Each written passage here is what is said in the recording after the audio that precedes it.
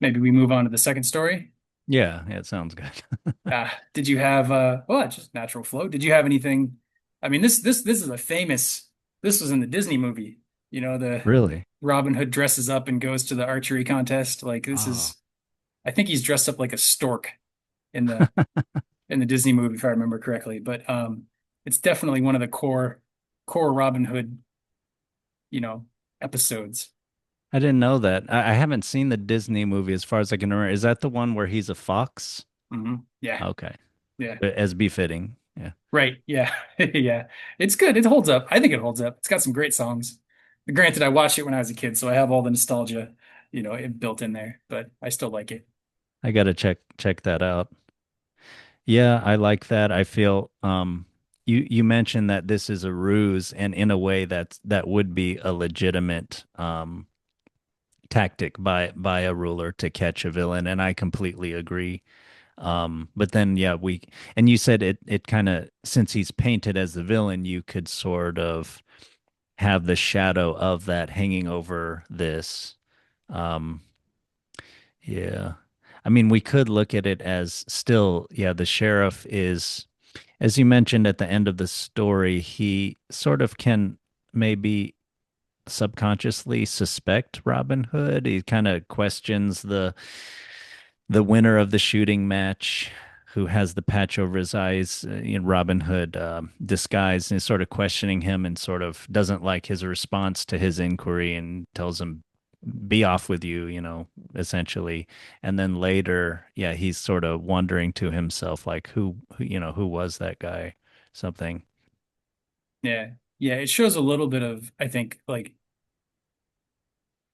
it shows like if you compare the two, like Robin Hood seems very aware of the sheriff and what's going on and everything, and the sheriff seems sort of half aware. Like you tell, oh, he picked up something strange about the guy, but if suppose if he were a legitimate authority, if he were sort of in his power in the right way, the story would be, oh, he's also able to sense, and maybe they would have like a if we did have sort of an authority figure against Robin Hood, and they were both sort of good guys, decent human beings, but on the wrong side, on the wrong side of the law, then you'd Mm. have this sort of like weighing and balancing of each other. Like, oh, I know you're Yeah. Robin Hood, but I can't call you out for whatever reason, and there'd be this like kind of tension in the story there. But we don't see that, and it again shows the sheriff as sort of the weaker man, just lacking in personal ability, despite his position of authority.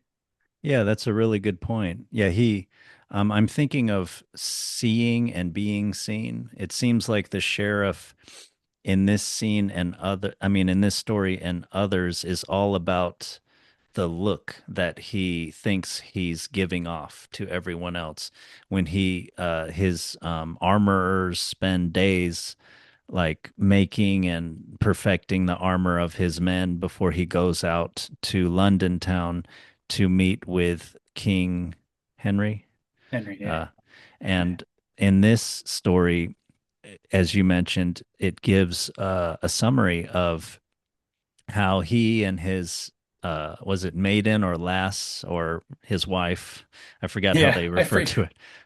But they have their whole retinue, right? And they're all gussied up and beautiful. And of course, Robin Hood looks like kind of a beggar type figure. And yeah, he's all like about the look of how he looks, and he's not looking. He doesn't understand Robin Hood or the suffering of the people. Hasn't been mentioned, I think, in his mouth at all. He hasn't even just mentioned it to like dismiss it or something. Maybe he doesn't even know. He's looking at the letter like, oh, someone's stealing from the rich, the Normans and the rich friars and stuff. And that's all that matters to him or something. But yeah, yeah, Robin Hood sees, he knows what's happening, and the sheriff only thinks about what is being seen when people are looking at him. And of course, probably they're secretly tittering at him, because he's this foolish character. Yeah, that's